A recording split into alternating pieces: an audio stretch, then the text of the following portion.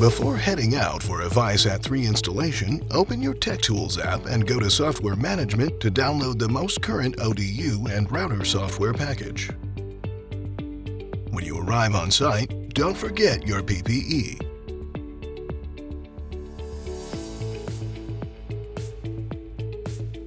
You'll then connect directly to the modem inside the ODU and upload the software.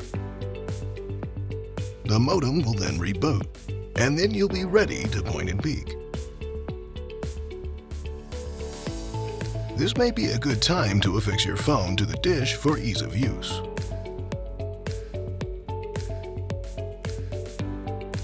After your device connects to the modem, you'll be offered the option of using Wi-Fi or Bluetooth to continue pointing and peeking. Distance may make Bluetooth preferable. Click Connect and the PIN code will be copied to your clipboard automatically. Simply paste the PIN code to pair your device. Click Continue to begin the point and peek process, and you should hear the heartbeat tone come directly from your device. Slowly and steadily turn the dish 10 degrees in either direction to find the edge of the satellite beam. You won't find the satellite beam if you swing the dish too quickly. Reverse direction if necessary until you hear the ring-ring tone. You've now hit the edge of the satellite beam. Pay close attention to the Tech Tools app and follow the prompts. Note the fast heartbeat tone and reverse direction for your second coarse pass.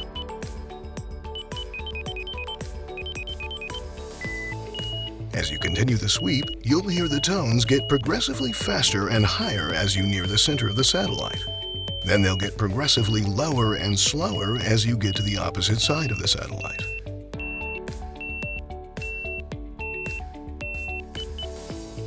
When you hear the heartbeat tone again, your second sweep is complete, and you're ready to head to the center. Reverse the direction of the antenna and stop when you hear the high, steady tone.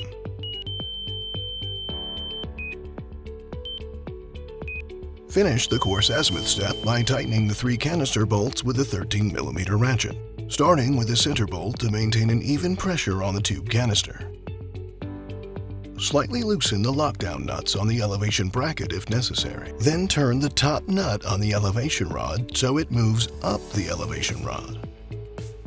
Now, using a wrench, adjust the lower nut on the elevation rod and listen for the tria to progress through the tone sequence until it reaches the low, slow tone. Stop here and reverse direction for the second elevation sweep. You'll hear the tone sequence progress once again. Stop again when you hear the low, slow tone. This is the end of the second learning pass. Now you're ready to reverse the direction and head to the center. Stop once you hear the high, steady tone. When the elevation is peaked, the Tech Tools app will automatically progress to peaking the azimuth.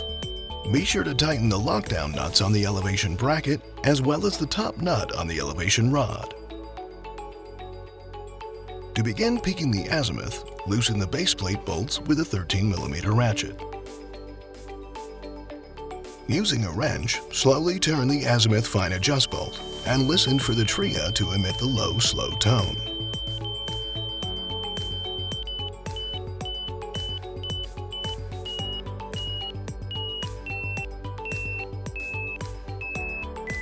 Stop when you hear the low, slow tone and reverse direction for your second learning pass. Listen for the tria to progress through the tone sequence one more time.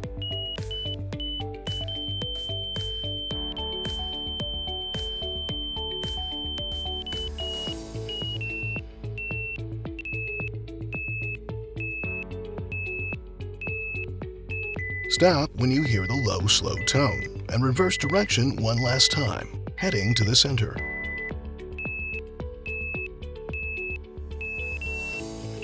When you've peaked at the final high, steady tone, the Tech Tools app will progress to the push-pull sequence. Don't forget to tighten the base plate bolts. The push-pull test is the final step in the point and peek process. From behind the antenna, Gently push and pull the dish from side to side and from top to bottom.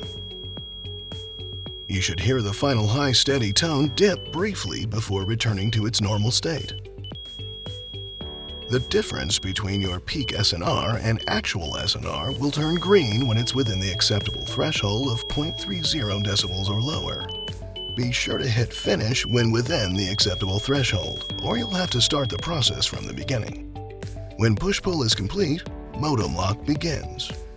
Once the status shows online, you're ready for service activation. For more information, refer to the e-guide.